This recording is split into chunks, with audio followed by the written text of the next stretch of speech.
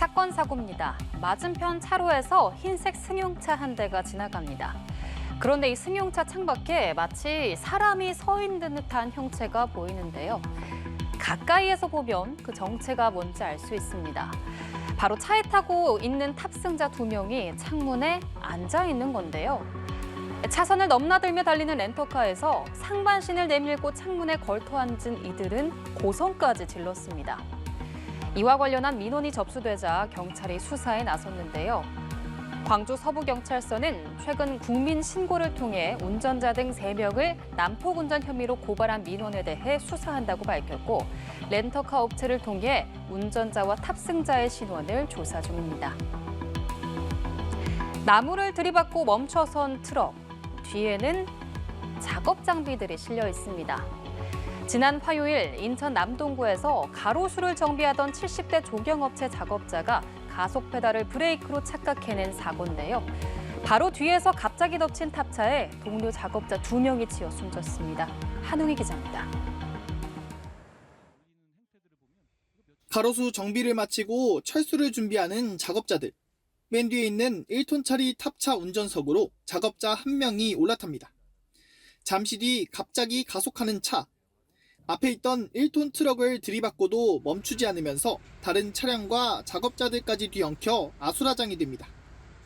가장 뒤쪽에 정차했던 탑차는 앞차들을 그대로 밀고 나간 뒤 나무에 부딪히고 나서야 멈춰섰습니다. 순식간에 벌어진 상황에 작업자들은 미처 피할 새도 없이 차와 부딪히거나 아래로 깔렸습니다. 이 사고로 70대 작업자 2명이 숨지고 1명은 어깨를 다쳐 병원으로 옮겨져 치료를 받았습니다. 이들은 관할 구청으로부터 용역을 받은 조경업체에 고용된 일용직 근로자로 파악됐습니다. 탑차를 이동시키려다 사고를 낸 70대 운전자 A씨 역시 조경업체 작업자로 술을 마신 상태는 아니었던 것으로 파악됐습니다. 보니까는 무슨 잘못 밟아서 저기 했나 보라는 것 같은데 당황해하고 있는데 그 노인분들한테 물어보기도 그렇고 그래서 A씨는 경찰 조사에서 브레이크와 가속 페달을 착각했다는 취지로 진술했습니다. 경찰은 정확한 사고 경위를 조사하는 한편 교통사고 처리 특례법상 치사상 혐의로 입건한 A씨에 대해 구속영장 신청을 검토 중입니다. 연합뉴스TV 한웅입니다. 다음 사건입니다. 이탈리아 공영방송 라이입니다. 어제 오후 라이의 생방송 프로그램이 결방됐는데요. 그 이유는 라이의 로마 본사 근처에서 이처럼 대형 화재가 발생했기 때문입니다.